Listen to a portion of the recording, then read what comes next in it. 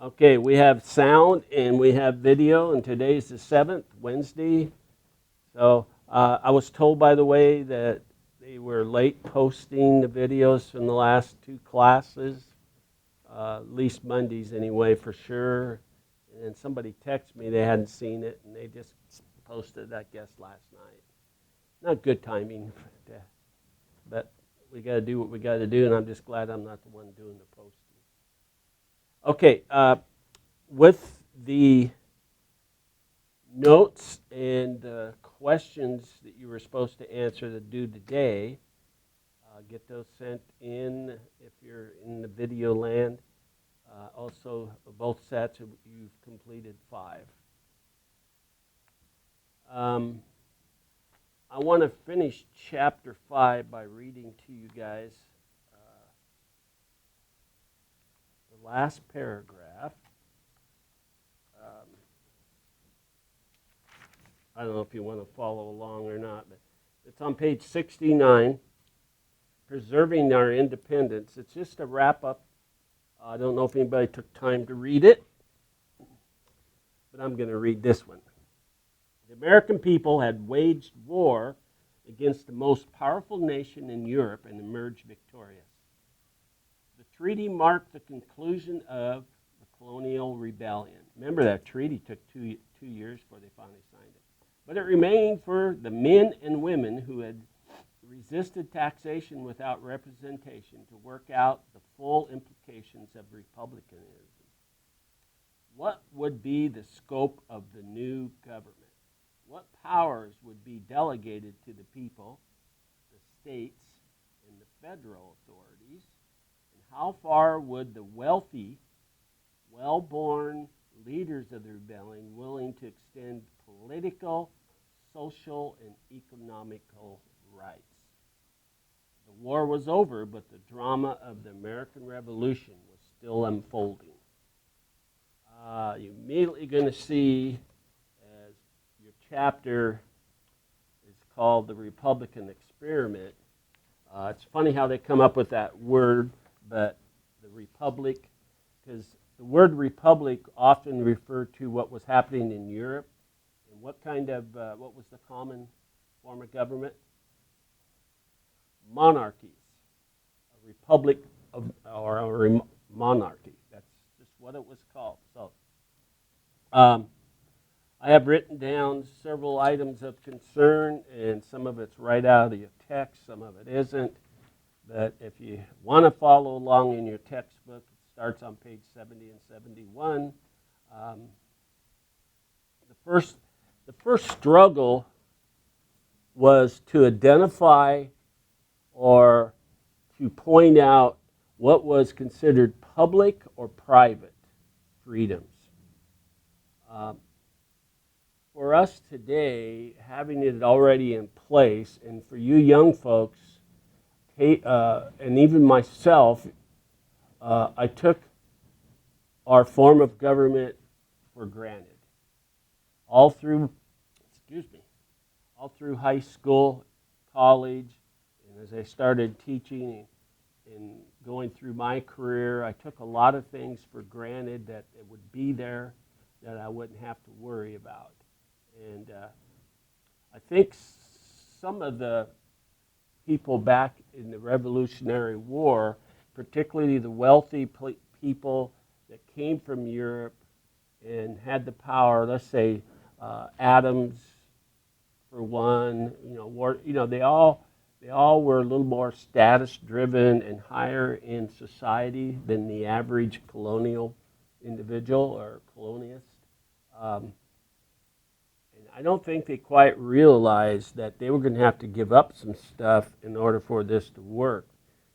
Otherwise, it would turn back into a monarch or a dictatorship. And there was a lot of concern about that. Okay, the government overall was given the name Republic to start with. And I cannot tell you why it was that. I think the word republic itself is a genuine word that means just literally something. But they chose that Now, Samuel Adams was one of the first persons that took some stances. Now, if you remember what I told you the other day, he was one of the first persons that was a little more liberal, that pushed for us to go for our independence and to declare it. Where the moderates, let's wait and see, is it going to get worse? And he basically say, yes, it's going to get worse, because if they've already taxed us here, double taxed us on tea, technically, they're going to keep going until we finally resist. So, not, Samuel Adams was one of those types that would stand out. And he says, our new government that we're going to establish, I hope, should reflect our new America, should reflect a way of life, should have a core idea of where we're going, ideology, and definitely have commitments to liberty and equality. And that word right there is going to lead to some other things. So once again, he's saying whatever we establish, it should reflect our standard or the way of life that we're going to lead, have a core or a founding ideology, statement, and a commitment to liberty and equality. He didn't add the words for all. Okay. He also said this. We need virtues that are positive in order for us to succeed. I think you all know different types of virtues mean different things, but they're beliefs of how we're going to get there, what we need to do, what we don't want to do, those type of things.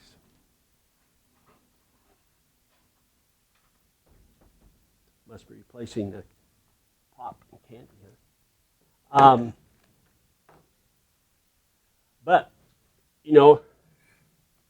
anytime someone or a group speaks out, there's always other people that put their hands up. Well, wait a minute, what about this and what about that? They're called skeptics. He had those. And he said, well, since we're discussing this, what about religion? Should we continue like a monarch state where you have a state government, a monarch or country, and a state religion? And guess what? We don't want that. We think there should be a separation. And that took a lot of guts to come up with that idea that we should separate the two. And it does lead, to issues. We'll come back to that.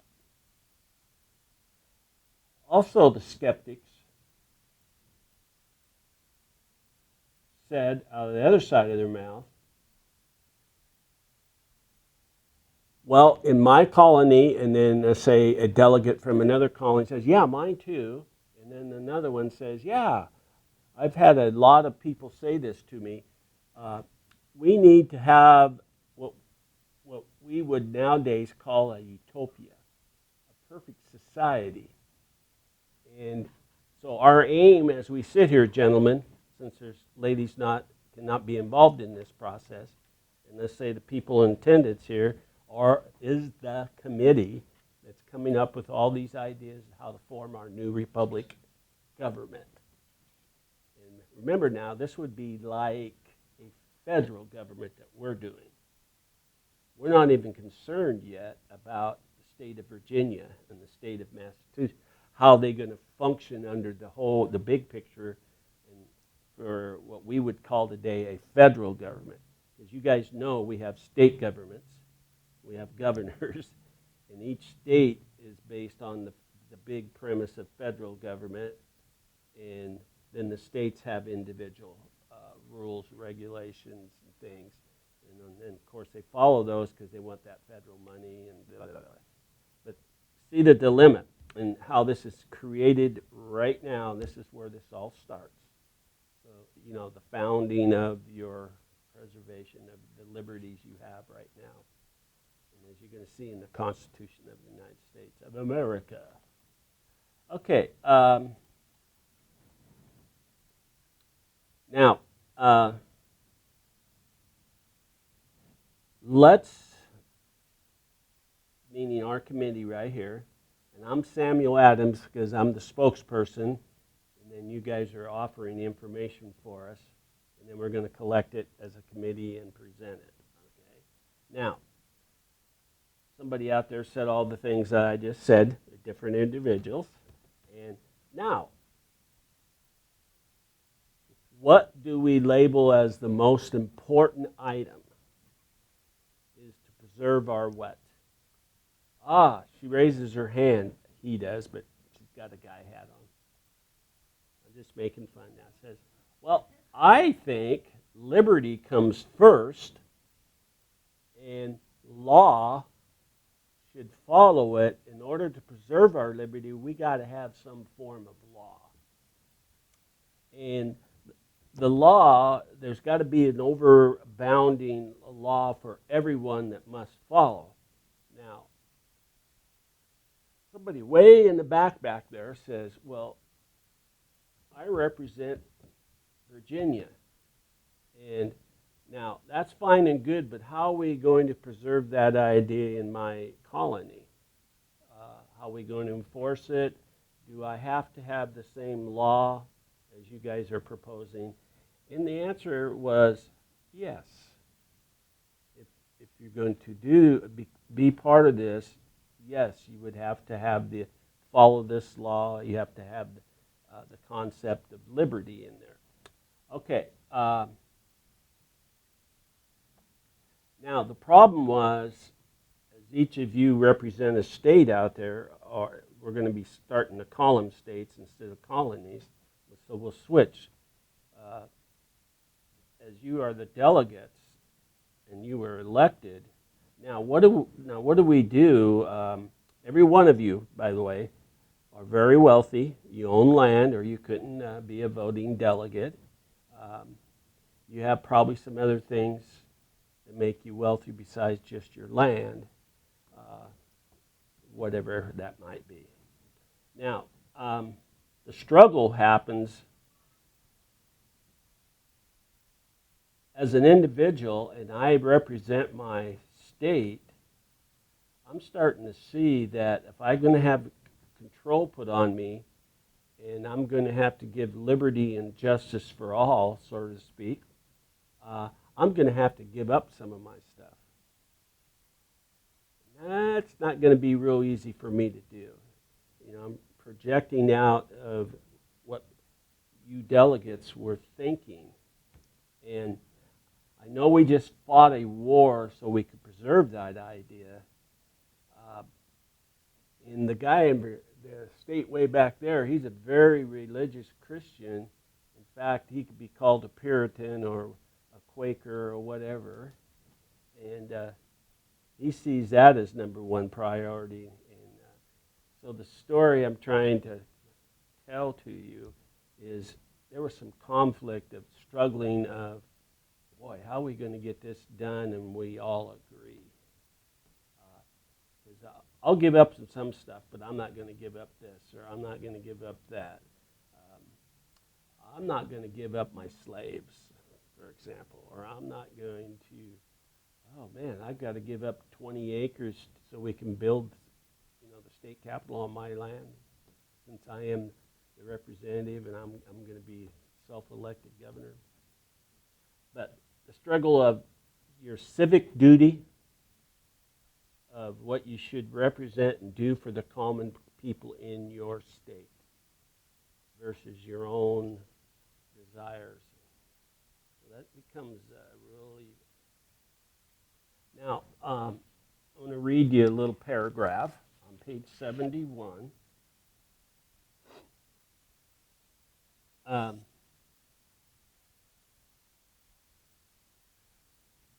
just start right here in the middle of this paragraph. The American Revolution confirmed many rights that colonial Americans had long enjoyed. Broad suffrage, if you know what that means, religious tolerance, freedom of movement. Although the revolution did not bring about massive changes in American society, it raised issues of immense importance. A Republican spokesman, myself, Sam Adams, Thomas Jefferson, insisted that equality, however narrowly defined, was an essential element of a Republican government. Even though they failed to institute universal manhood suffrage, or abolish slavery, or apply equality to women, they vigorously articulated a set of assumptions about people's rights and liberties. So they were guessing that challenged future generations of Americans to make good on their promise of fighting this revolution. So that was just a book telling you that, of the problems of getting this done. And wow, we may have bitten off more than we could chew. Because we're used to having someone telling us what to do. And I had that problem growing up, living on my own, getting married, finding out. Let's back up further. Your age, say you're living on your own, or if you're living with your parents. Well, I didn't know in order to have Wi-Fi, you had to pay for it. I always had it at the house.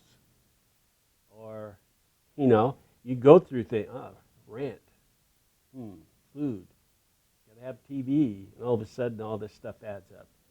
Same principles for a new country, trying to figure out exactly what they could do to help. Now, they come up with this. We're the group again. We're the commission. We come up with, well, we need more representation. And it's important. And then how do we set up that? We know only us males can represent and do these things. So do we need more than one delegate? And they come up with the idea, yes, we do. Then somebody in, let's pick Carolinas. They have less people than Massachusetts and New York, etc. Is it fair that I have only one delegate and you get two? So how are we going to do this? Guess what that's leading to?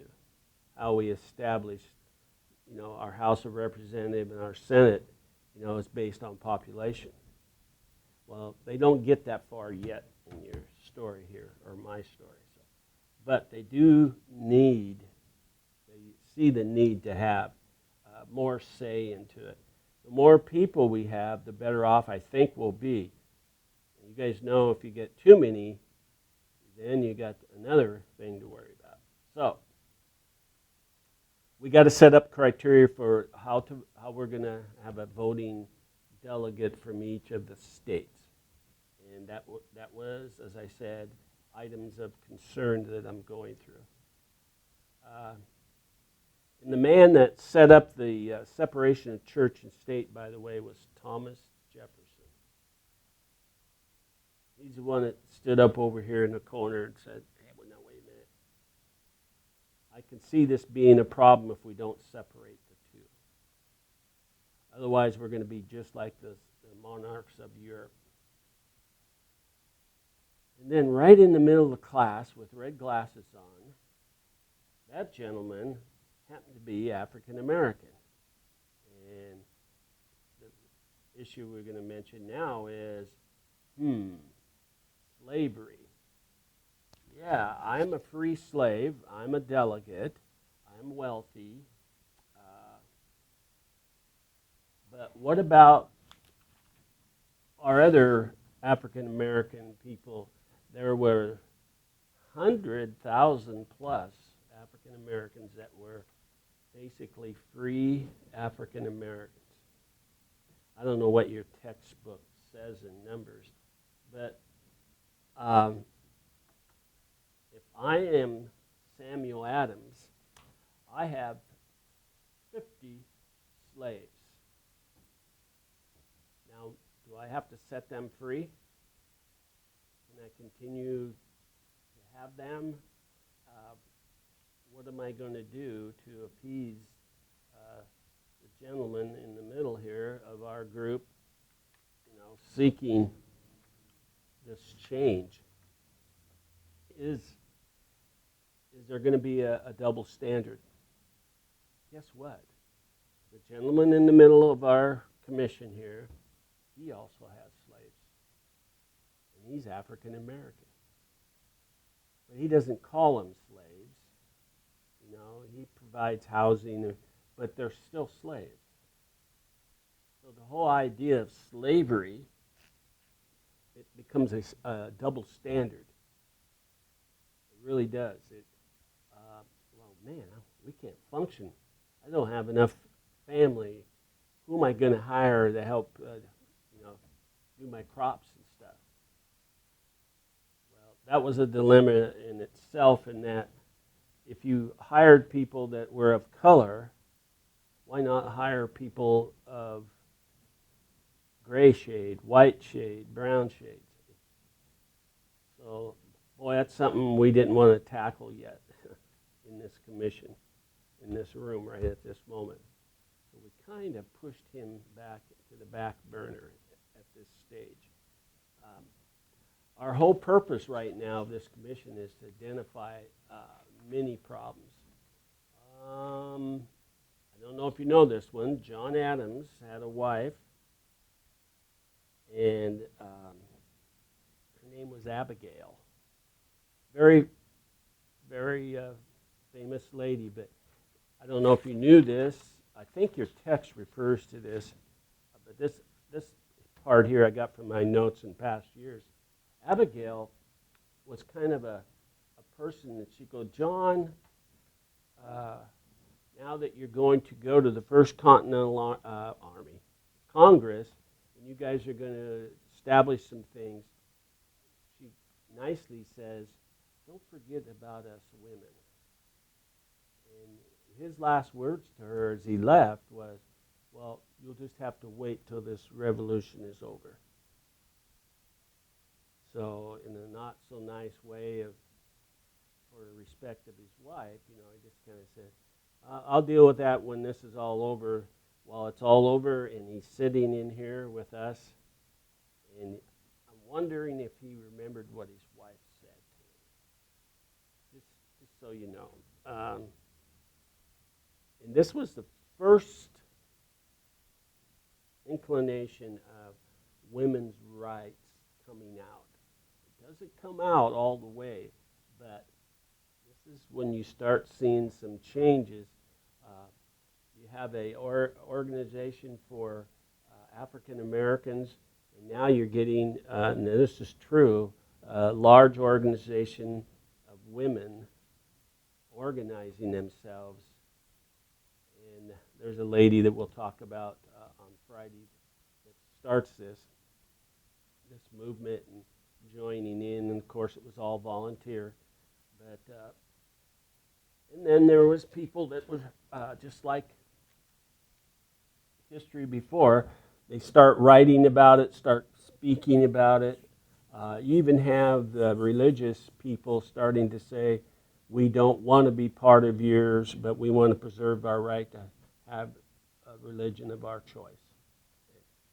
So the challenge then is, man, all of a sudden we've got, I don't know how many I named, at least 10, dozen of issues and items. Now, how are we going to do this?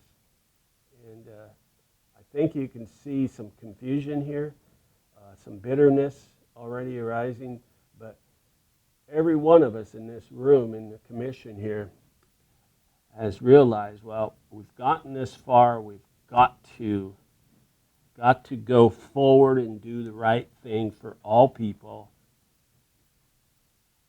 unless you're black, unless you're Native American.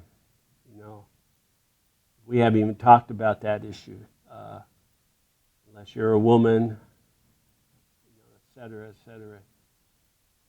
We have a lot to deal with, and it was a slow process.